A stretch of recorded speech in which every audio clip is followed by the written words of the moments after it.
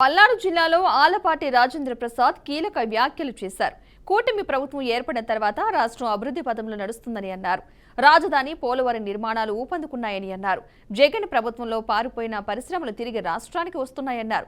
పెదకూరపాడు నియోజకవర్గంలో 7,245 మందిలో 45% మహిళా పట్టభద్రులు ఉన్నట్లుగా తెలిపారు. గతంలో 2 లక్షల మంది ఉండగా నేడు 3,46,000 మంది పట్టభద్రులు ఉన్నట్లు చెప్పారు.